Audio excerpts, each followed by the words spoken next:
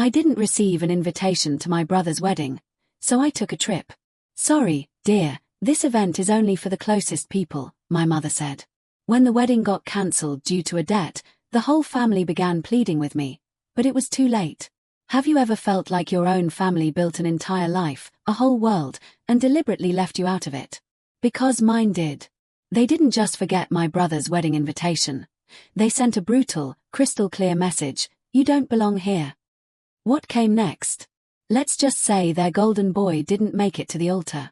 And it wasn't because I did anything to them, but because I finally chose not to. My name is Jenny, and the day I found out I wasn't invited to my brother Mark's wedding, because, quote, it's just family, dear, was the day I realized how easily they could just erase me. This isn't just a story about being excluded. It's about the soul-shattering power of saying no, of refusing to clean up the messes made by the very people who pushed you aside. Stick around, because this one's a raw one. It all started on a damp Thursday morning in Brooklyn. You know those phone calls? The ones where you just know your life is about to shift. It's in the pause before your mother speaks, the almost imperceptible chill behind her words. That was this call. I was buttoning my coat for work, the city already humming outside my window. Jenny, she said, her voice clipped, cool, like she was discussing the weather. You're not invited to Mark's wedding. It's just family, dear. Just family. The words hit me like a physical blow. I swear I forgot how to breathe. I stood there, phone pressed so tight to my ear I thought it might shatter, staring at the dusty ficus in my apartment window. It didn't make sense. I was family. I was Mark's only sister. But that little word, just, cut me right out of the frame. What? I finally choked out, my voice thin and foreign. You're saying I'm not? It's complicated, she interrupted, already impatient. We've decided to keep it intimate. We're a team. A team. Like I was some random stranger. Before I could even respond, my phone buzzed. A group text notification. It was Mark, my golden boy older brother. His message was barely a sentence. Hey everyone, just confirming the guest list is tight. No extras. Hope you understand. Can't wait to celebrate. No extras. The pit in my stomach turned to ice. My name wasn't even in that message. Not a single direct word. Just a public decree that I didn't belong. And just like that, my world shrank. My mother's voice faded into the background. The walls of my tiny apartment seemed to press in around me. I sank onto the edge of my bed, the faded quilt creaking under my weight, and stared at the screen. They weren't even ashamed. No fight, no apology, just quiet, brutal dismissal. The worst part. I almost expected it. You see, I'd always been the quiet one. The afterthought. Mark got the cheers, the toasts, the attention. I got side eyes and silence. When he won awards, we'd have celebratory dinners. When I got promoted last year, my mom forgot to call. And now I was being erased from the biggest day of his life. They were planning a wedding without me. A grand celebration in that big colonial house in New Jersey, with fairy lights strung across the porch and wine flowing like water. I could almost hear the clinking glasses, the soft jazz from the speakers. Every cousin, every distant neighbor, even the family dog would be there. Just not me. I sat there until my coffee went cold. My heart thudded in my ears, louder than any Brooklyn subway. It wasn't about the wedding. Not really. It was about a lifetime of being put second. No, last. So, I did what any rational woman might do when her family casually cuts her out of their lives. I got mad. I got quiet. And I started planning. Not revenge. Not yet. Just distance. Have you ever been told you don't belong by the very people who raised you? Tell me in the comments, because what I did next, that was the first step in finally choosing me. That night, I didn't cry. I didn't scream into a pillow or call anyone for sympathy. I didn't even reread the group text or replay my mother's voice. I just sat on my couch with the overhead light off, watching headlights flicker past my window like ghosts of lives I'd never lived. And then, sometime around 3 a.m., I opened my laptop. Google, last-minute flights from NYC. I didn't even know where I was going. I just knew I needed to leave. Not forever, not dramatically. Just for now. Just long enough to remember what it felt like to be me, outside the long, heavy shadows of a family who never quite saw me. Portland. The word popped into my head like a whisper. Misty, green, unpredictable. Somewhere so unlike my life in Brooklyn, with its sirens and cigarette-slick sidewalks, and family memories clinging to every corner.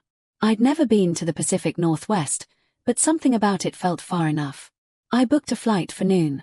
When the sun finally rose, its pale light seeped through the blinds and spilled across my half-packed suitcase.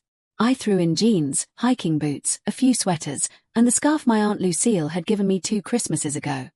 The only person in my family who ever truly saw me, and who'd passed away 2 years earlier. She would have told me to go. She would have made me pancakes and said, "Jenny, honey, sometimes the best revenge is becoming impossible to ignore." The cab ride to the airport was silent. I stared out the window while my driver hummed along to a pop song I didn't recognize. At JFK, the crowds buzzed around me, all clutching passports and Starbucks, boarding passes and goodbye hugs. I had no one waving goodbye. No one even knew I was leaving. And I didn't tell them. I think part of me wanted to disappear quietly, the same way they had erased me. 6 hours later, I stepped out into the drizzly Portland air and felt something unexpected. Relief. The city didn't know me. The trees didn't hold grudges. The strangers didn't look at me with that tight-lipped sympathy I'd grown to hate. Here, I was no one's disappointment, no one's difficult daughter. Just Jenny. Just Jenny. I checked into a tiny inn just outside the city. A converted craftsman tucked behind a bookstore and a cafe that smelled like cinnamon and stories. My room had a slanted ceiling, creaky floorboards, and a window with foggy glass that looked out over a street lined with crooked trees. That first night, I didn't sleep much, but I did breathe. And that, I realized, was something. The next morning, I walked.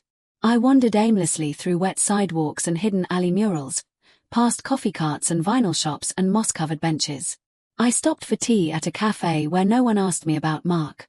No one looked at me like they were about to say, "It's just family, dear." It was the first time in years I wasn't preparing myself for someone else's expectations. I thought about all the times I'd bent myself into someone else's shape. Helping with Mark's college essays because he's better with numbers. Organizing Mom's birthday party while she gushed about how thoughtful Mark was for remembering the champagne. Skipping my own vacation to attend his law school graduation. I had been the scaffolding for everyone else's moments. But now, I was gone. And no one noticed. I spent that evening curled up in the inn's common room, reading a used paperback and sipping hot cider. A couple next to me played chess. A girl in a raincoat doodled in a sketch pad. I was invisible, but in the best possible way. Free. I didn't check my phone. Not once. Whatever crisis they were spiraling into back home could wait. Let them wonder where I was.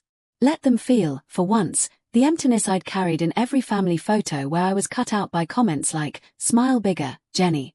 Or "Let Mark stand in the middle." Maybe I wasn't in the middle anymore. But maybe that was exactly where I belonged. Not center stage. Just out of frame. Making space for something new. Something that, this time, would be mine. By the third day of my trip, a sliver of morbid curiosity tugged at me. I started checking the family group chat again. Not because I missed them, not because I wanted to be included. But because sometimes, when you've been shut out, there's a quiet kind of power in watching them squirm from the outside. The chat was called Homebase, a name I'd created years ago, when I still believed we were one. It had been mostly dormant for weeks, but now it buzzed with bubbly emojis and photo uploads. Mark posted a selfie with his fiancée, Serena, holding up a glass of champagne in front of the fireplace at my parents' house. "Final venue deposit is in," he wrote. "Big day coming soon." The replies came in fast. Mom sent a flurry of hearts. Dad dropped a thumbs up, then an awkward joke about walking Serena down the aisle if Mark got cold feet. Serena chimed in with a countdown sticker and a boomerang of herself spinning in her white rehearsal dress. But underneath all the glitter and gifts, there was a nervous rhythm I hadn't seen before. Mom's messages were off. Not in tone, but in frequency. She was posting too often. Double texting, replying to her own messages with anxious corrections. One post stuck out, a blurry photo of a kitchen table covered in receipts, notebooks, and what looked like a calculator. "Budget night," she wrote, "almost there." No one responded. I leaned back in the bed at my little Portland inn, my tea cooling beside me. Something was definitely off. The next day, there was another post, this time from Dad. A picture of Mark laughing on the patio with Serena, both of them holding glasses of red wine. The caption read, "Let the good times roll." But it was the background that caught my eye. Behind them, through the open patio door, was a whiteboard propped on a chair. Zooming in, I could barely make out scribbles of what looked like numbers, crossed-out figures, and the word deadline. My fingers hovered over the keyboard. I could have replied, could have asked what deadline they were worried about. But I didn't. I just watched. Mark sent another message 2 hours later. This one with a selfie in a tuxedo rental. Fit check. What do you think, fam? Only Serena and a cousin replied. Mom didn't say a word. That's when I knew things were unraveling back home. And I wasn't there to hold the threads together this time. I went for a walk to clear my head, letting the Portland drizzle soak into my sleeves. There was something about the mist that felt like memory, soft, clinging, hard to shake. I wandered into a bookstore and lost myself in the poetry section, flipping through lines about abandonment, forgiveness, and names written in sand. I don't know why, but that night I dreamed of the house I grew up in. I saw the kitchen, the old tile I once scrubbed while Mom barked at me about leaving streaks. I saw Dad's creased forehead behind his reading glasses, his pen tapping against overdue bills.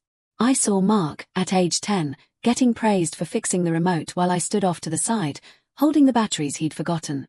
In the dream, they all looked at me, and then, they turned away. When I woke up, my phone had a new notification. It wasn't a message. It was a photo. A group shot from my parents' living room. Mark, Serena, Mom, Dad, and a few cousins, all toasting something with cheap champagne. The caption read, "To the big day, 3 weeks to go." Everyone looked tense. Their smiles didn't reach their eyes. Serena was turned just slightly away from Mark. Mom was holding her glass too tightly. Dad's jaw was clenched like he'd just heard bad news but was pretending he hadn't. I zoomed in again. On the wall behind them was a calendar. The date, Friday, was circled in red. And underneath it, written in my mother's precise cursive, "Loan due."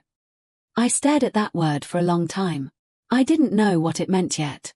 But I had a feeling that my absence wasn't just inconvenient anymore. It was becoming a problem.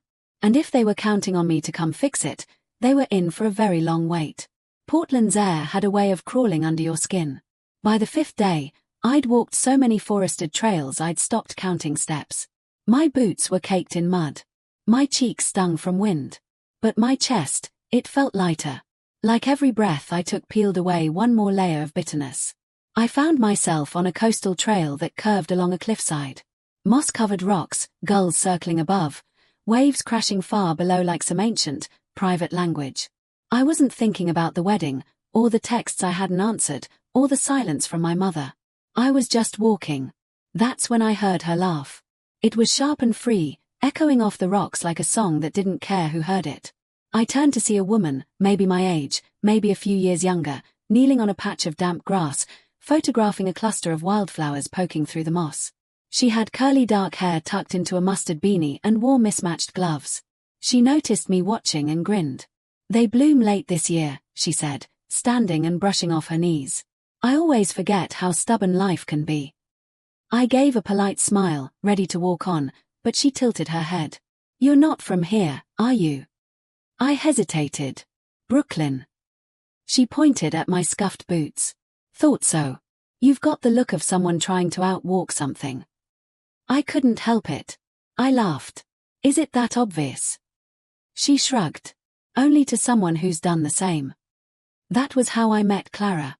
Clara, the florist part-time poet who spoke like she'd read your heart before you opened your mouth. She asked no questions I didn't want to answer. Didn't pry into the pain behind my quiet. She just walked with me for a while, pointing out tide pools and explaining the names of local birds. At the trail's end, she paused. "There's a dinner party tonight. Not fancy. Just a few of us misfits who cook too much and talk too loud. You should come." I blinked. "Me?" "Yeah, you. Bring wine if you want, or nothing. Just yourself is good." I hadn't been invited to anything in. I didn't even know how long. For a moment, I almost said no. The voice in my head, my mother's voice, whispered, "Don't impose. You'll make it awkward.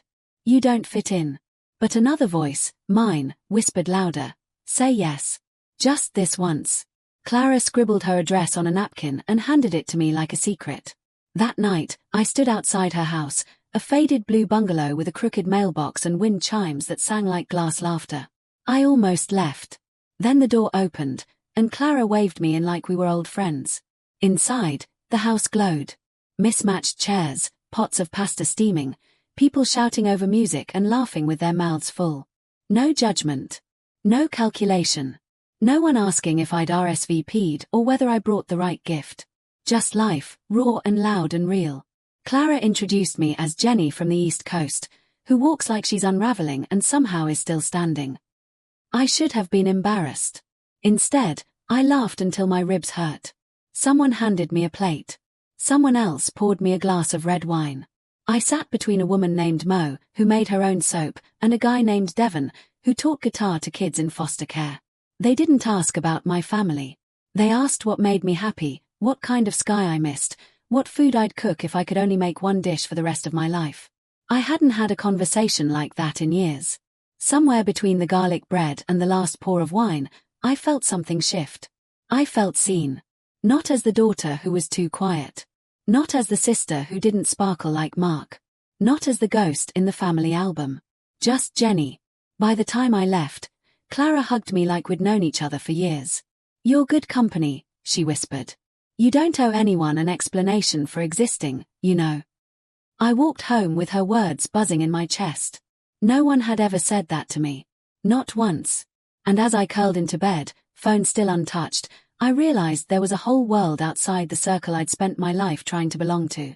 And maybe, just maybe, I didn't need their seat at the table anymore. Because I was starting to build my own. I didn't check my phone for 3 full days. Not once. Instead, I let it sit at the bottom of my tote bag, silenced, while I lived like someone no longer tethered to obligation. Clara took me to a local poetry reading. I helped Mo make soap in her garage, lavender and lemon zest. I even stayed up late one night sketching out a recipe for lentil stew I wanted to try. Something that would have been laughed off at home as too weird or too earthy. For once, no one was measuring my worth by how useful I was. But on the morning of the 4th day, curiosity finally tugged at me. I turned on my phone while sipping coffee in a sun-drenched Portland cafe, half expecting a handful of messages. Instead, it was a deluge. 18 missed calls. 9 voicemails. Dozens of texts from my mother, my father, even Mark. The tone was scrambled, like no one had agreed on how to talk to me. From Mom, "Jenny, dear, just checking in. Hope you're safe." 3 hours later, "I know you're busy, but we really need to talk. Please answer." Then, "Jenny, this isn't funny. We need your help." Mark's message was less subtle. "Can you be an adult for once and call us back? This is serious." And then, the one that made my stomach clench, "The venue needs the final payment by Friday or they cancel. If you won't help for us, at least think about how this affects Serena." Serena. The perfect bride-to-be. The new favorite.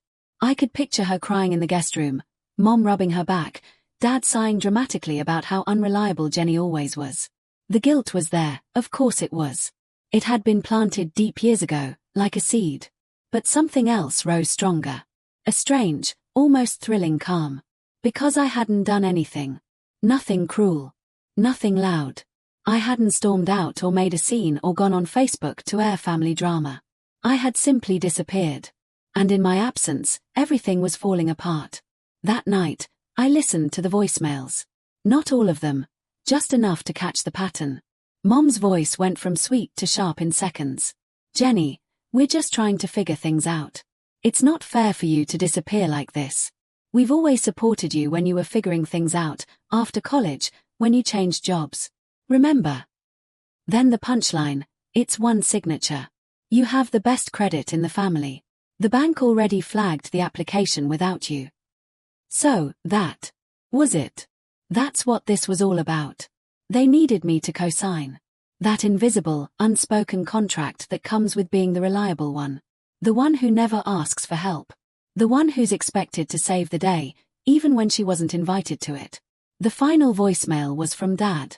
His voice low and edged with frustration. "I know you're upset about the wedding stuff, but this is your family, Jenny. We need you. Mark needs you. You're the only one with a clean credit line. We'll make it up to you. But right now, we need that signature." I stared out the cafe window for a long time after that. The rain had started again, tapping softly against the glass. I imagined my mother at the dining room table, calculator in hand, muttering about how ungrateful I was. My father pacing, muttering, "We'll figure it out," while doing nothing. Mark scrolling through groomsmen gifts, assuming it would all somehow fall into place. They'd all been counting on my silence. On the part of me that still wanted to be needed. But here's the thing they forgot. Need only works if the door swings both ways. If you're never invited, you're not obligated. If they erase you, they can't expect you to write them back into the picture. I sipped my coffee slowly and deleted every voicemail, one by one. I didn't answer the texts. I didn't return the calls. Instead, I opened my notebook and started writing down a list of places in Oregon I hadn't seen yet. Because while they were scrambling to make numbers add up, I was finally subtracting myself from the equation. And let me tell you, that kind of math felt like freedom. They didn't stop calling. If anything, their desperation multiplied. Each morning, my phone lit up before sunrise. Voicemails from Mom filled with false calm. Messages from Dad that began with "Jenny, listen," and always ended with thinly veiled frustration. Even Mark, who used to ignore my birthday most years, was suddenly the most attentive sibling on earth, dropping texts like breadcrumbs, trying to lure me back. I know we've had our issues, but this wedding is important. We're family. That still matters, right? It's just one signature. You're overreacting. But here's the thing about silence. Once you step into it fully, it becomes its own kind of armor. I didn't reply. Not once. And from what I gathered through the not-so-private family group chat, still going, still buzzing with forced cheer, things were beginning to unravel. Serena posted less. The countdown stickers disappeared. Mom's messages grew more clipped. And then came the real sign something had shifted. A photo of Dad sitting at the dining room table, surrounded by bills, his reading glasses halfway down his nose, looking 10 years older than usual. "Making it work, 1 penny at a time," Mom captioned it, but the joke didn't land. No likes, no replies, not even a pity emoji. Clara noticed I'd been quieter than usual and asked if I was okay. We were sitting outside a food truck that served smoked jackfruit tacos and fennel slaw wrapped in wax paper. "Just watching a fire from far away," I said, only half joking. "Sounds like you used to live in the fire," she replied, licking hot sauce from her thumb. "Yeah," I admitted. "I think I did." Clara didn't push for details. She never did. But that night, in my tiny rented room above the cafe, I scrolled through the family chat again. Not because I missed them, but because I needed to know how far they'd fall before they stopped pretending they didn't need me. It was worse than I thought. One message from Mom to Mark stood out. Not meant for the group, but accidentally posted publicly. "If she doesn't call back today, we'll have to tell the venue we can't make the payment. Your father's already maxed the cards. I told you this was too much." Mark responded instantly, but only with one word, "handled." No response followed. It was like watching a stage collapse from behind the curtain. That night, they tried calling again. 7 times in a row. I turned my phone off. Let them feel the silence. Let them sit in the chaos they'd built, brick by selfish brick. I wasn't being cruel. I wasn't being petty. I was just done. Done being the reliable fallback. Done being the invisible backbone. Done being invited only when it was convenient to them and discarded the moment I wasn't useful. And you know what? I slept like a rock. The next morning, I didn't check for updates. I made banana pancakes with Clara and Mo in their shared kitchen, laughing over a broken spatula and someone's burnt toast. And when Clara offered to drive us all up to Cannon Beach for the day, I didn't hesitate. While my mother probably sat on hold with the bank, while Mark paced and panicked, while Serena tried on a dress she might never wear, I stood on a windy shoreline wrapped in a borrowed jacket. Toes digging into cold sand. No phone. No guilt. No obligations. Just the rhythmic hush of the tide like a promise. This is what peace sounds like when you finally stop begging for it. The sky was grey again. In Portland, that meant comfort more than gloom. Like the world itself understood the need to go quiet, to pull inward, to rest. I sat alone in a tiny cafe tucked between a comic shop and a laundromat, sipping oat milk chai and listening to rain tap gently against the windows. And then, for the first time in 2 days, I turned my phone back on. It vibrated violently in my hand, like it had been holding its breath, too. 17 missed calls. 10 new voicemails. A full screen of texts. The name that appeared most, Mom. The second most, Mark. Not one from Serena. I started with the messages, just to feel the temperature of the storm. Jenny, please call me. I don't know what you're trying to prove. This is serious. The bank said. No again. They're calling it incomplete financial risk.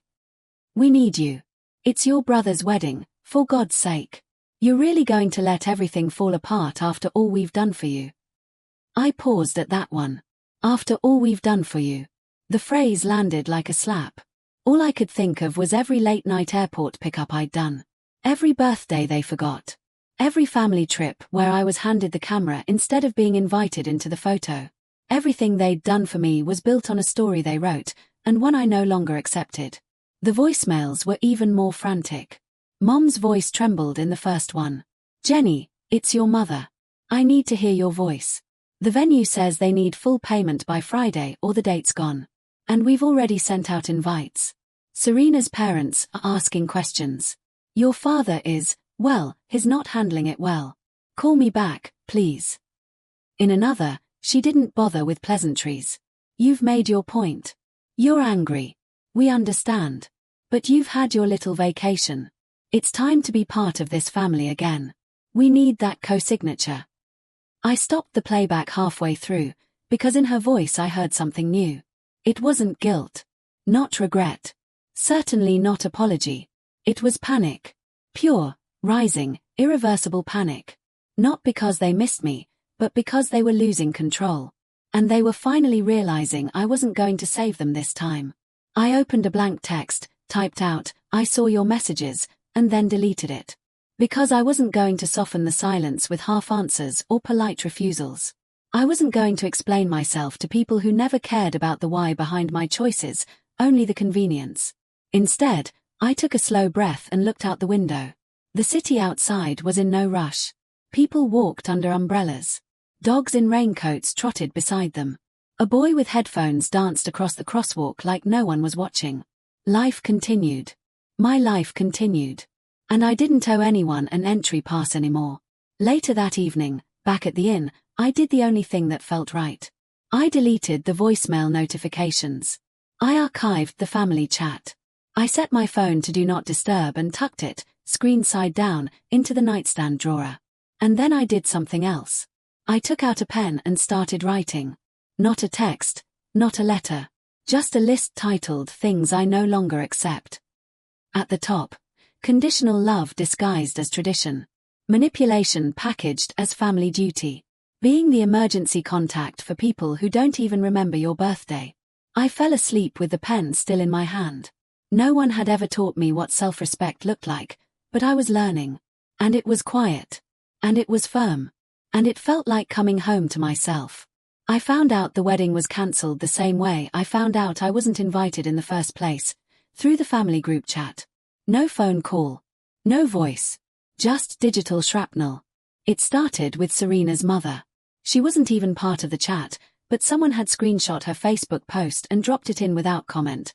To those asking about Mark and Serena's wedding, it has been postponed indefinitely. We appreciate your understanding during this difficult time. Please direct questions to the couple directly. Postponed indefinitely. A soft phrase that felt like a cracked wine glass. It doesn't shatter loudly, but you know it's useless now. The chat exploded after that. Cousin Tyler asked if it was a joke. Aunt Marie demanded clarification. No one answered. Then, like clockwork, Mark posted, "Sorry, everyone. The venue fell through last minute. We'll reassess soon. Appreciate your support." That was it. No apology. No admission. Just a vague shrug, as if the most elaborate event of the year hadn't just evaporated overnight. But I knew better. I went to Serena's Instagram next, just to confirm. Everything was gone. Every post, every photo, every caption with hearts and hashtags and countdown to forever text, scrubbed like it never existed. Her profile was blank. The final nail came from my cousin Amber, who texted me directly. Something no one had done in weeks. I don't know what happened exactly, but your mom was crying on the porch when we showed up. Some guys from the venue showed up, too. It was bad. I could picture it. Mom standing there in her pearls and pressed slacks, trying to pretend she hadn't bet it all on a fantasy. Dad behind her, probably blaming the weather or a banking glitch. Mark fuming because someone finally told him no. And Serena. She was smart enough to walk. What I didn't expect, what I should have expected, was how fast the blame shifted. That night, my voicemail blinked again. I let it play over dinner in my room, just to see how far they'd go. Mom's voice was ice wrapped in velvet. Well, I hope you're happy. Everything fell apart. Serena's family is humiliated. Mark is devastated. This is on you, Jenny. All you had to do was answer. One signature. One call. But no, you had to make a point. I hope it was worth it. She didn't cry. She didn't plead. She assigned blame like a verdict. It was surreal, because the only thing I'd done was nothing. I didn't destroy the wedding. I didn't lie to vendors or make promises I couldn't keep. I didn't overspend or take out loans with shaky credit. I didn't design a dream around assumptions and entitlement. I simply didn't come running when they snapped their fingers. And that was enough to burn it all down. It should have crushed me, hearing that message. The guilt should have surged. But it didn't. Because deep down, I knew they were never really planning a wedding with me. Just around me. And when their house of cards finally collapsed, they reached for the one piece they'd always expected to hold, me. But I wasn't there anymore. And now their silence wasn't icy or smug or dismissive. It was empty. I stepped out onto the tiny balcony of my room, wrapped in a blanket, letting the rain kiss my skin. Below, the street hummed softly. Cars passing, someone laughing, a dog barking once. Real life. And staged. Honest. I didn't feel victorious.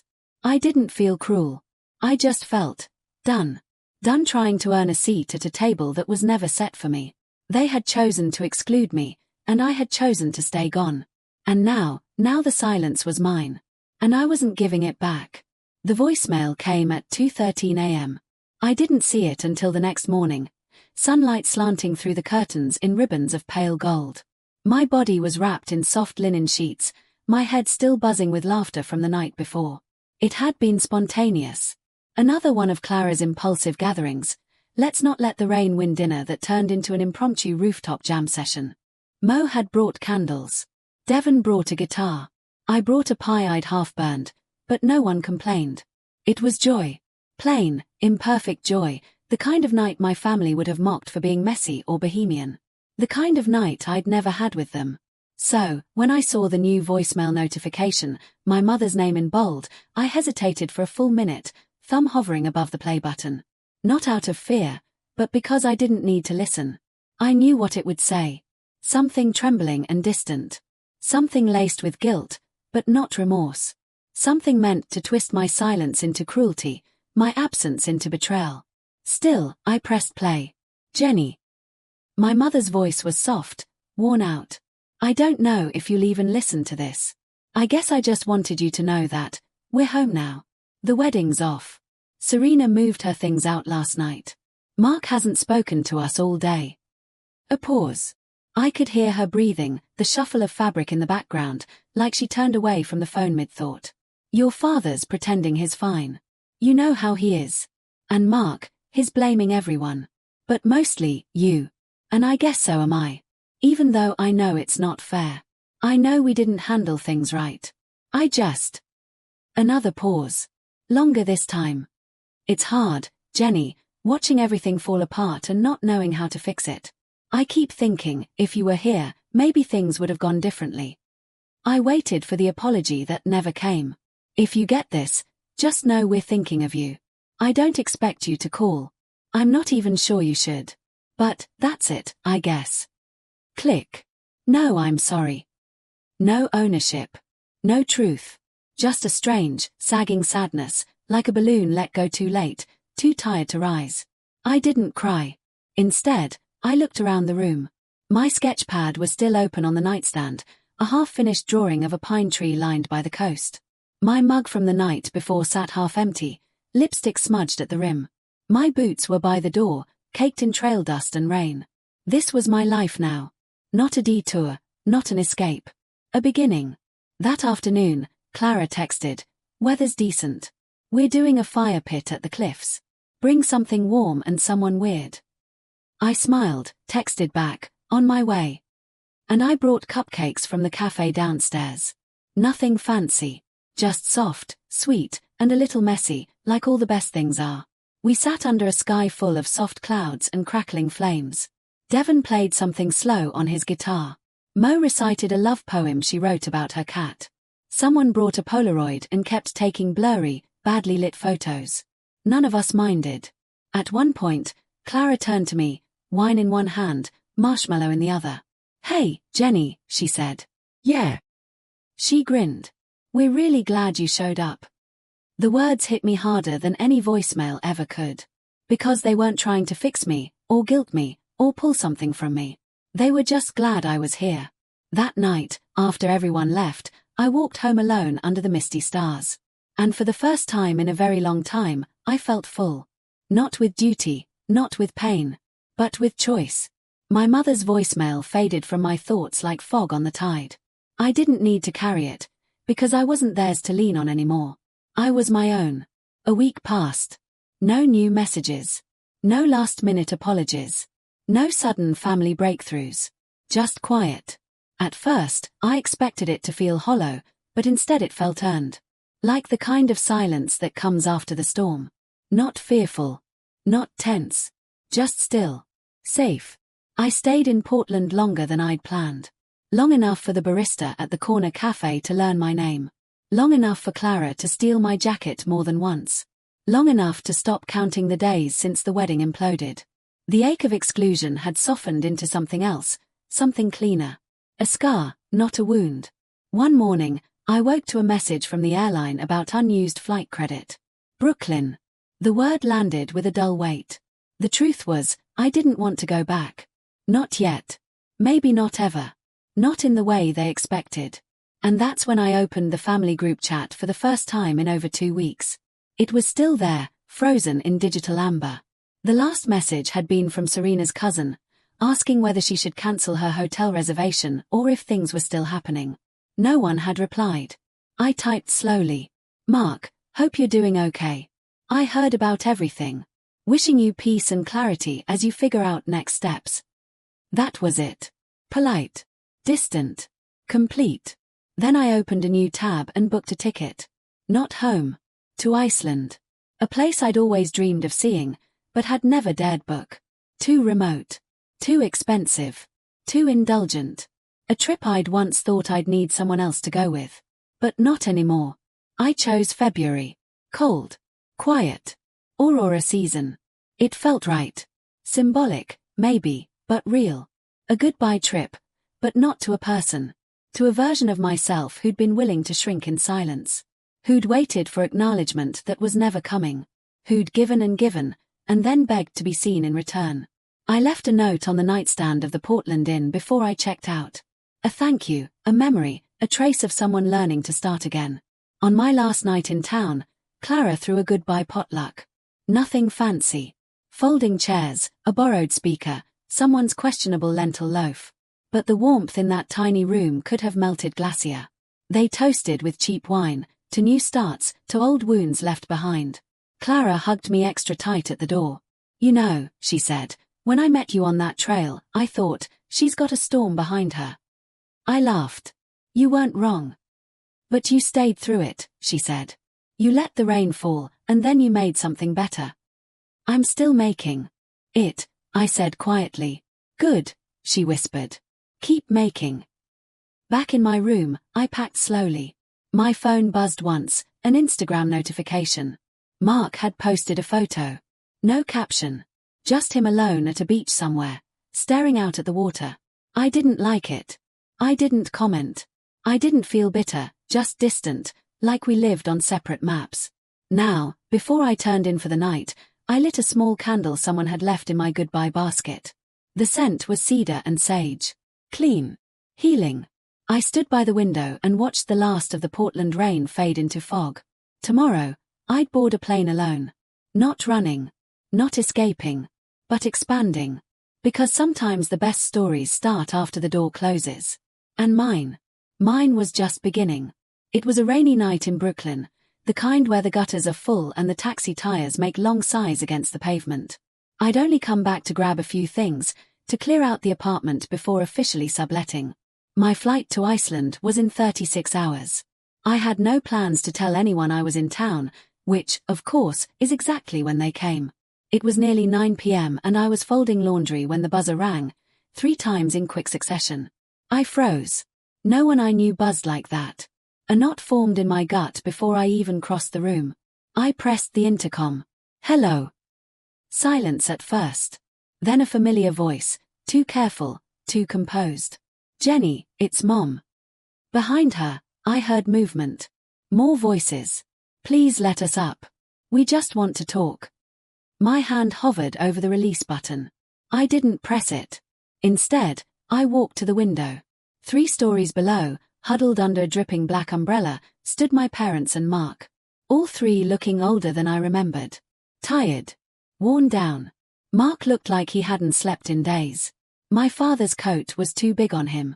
My mother was wearing heels she used to carry with confidence, now soaked and sinking into the sidewalk. I didn't move. The buzzer rang again. And again. Finally, I sighed and walked to the elevator, pressing the button and waiting. I didn't want to do this in the hallway. If they were coming up, they could see me on my terms. When the knock came at my door, I didn't rush. I opened it slowly. 3 stunned faces greeted me. None of them spoke for a full, heavy breath. Mark was the first to try. Jenny. But I raised a hand. Don't, I said softly. Just say what you came to say. My mother stepped forward, clutching her purse like a lifeline. We made mistakes, she said. Terrible ones. I thought I was doing what was best for everyone. You always seemed so strong. My father cleared his throat. We thought you didn't need us. That you were fine. I said nothing. Mark looked at me, eyes red-rimmed. I messed up. I know that. But the wedding, Serena, all of it. It fell apart, and I blamed you. But the truth is, I counted on you fixing it. Like always. There it was. The honesty. Too late, but real. We came to say sorry, my mother added. And to ask, well, if you'd consider helping us still. The house, the debt, it's worse than we admitted. And your credit. I held up a hand again. They went quiet. I stepped back from the doorway. For one tiny second, their faces lit with hope. But then I reached for the suitcase beside me. It was already packed. Already zipped. I pulled it behind me and stepped into the hallway. Then, without a word, I gently closed the door behind me. Mark blinked. Wait, where are you going? The elevator dinged at the end of the hall. I walked toward it, steady steps, heart calm. My mother called after me. Jenny, please don't just walk away. I didn't turn around. I pressed the button. The doors slid open with a soft whoosh, and I stepped in. They didn't follow. They just stood there, all 3 of them, still soaking from the rain, still carrying everything they refused to see until now. The doors began to close. And just before they did, I met my mother's eyes one last time. I didn't smile. I didn't cry. But I did nod. A small, firm gesture that said everything I needed to say. I heard you. I see you. But I'm not coming back. The doors shut, and I was alone. As the elevator descended, my reflection stared back at me from the mirrored panel. For the first time in a long time, I saw someone I respected. Not because she forgave. Not because she fixed it. But because she finally chose herself. Outside, the rain was still falling. But this time, it didn't feel heavy. It felt like cleansing. Like beginning. I stepped out onto the street, suitcase in hand, and walked toward the cab waiting at the curb. Iceland could wait.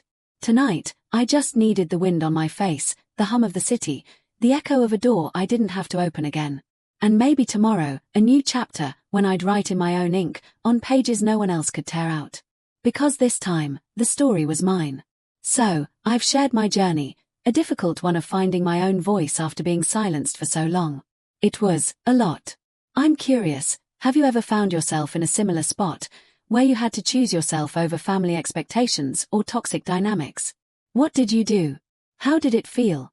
Tell me in the comments below. I really want to hear your thoughts.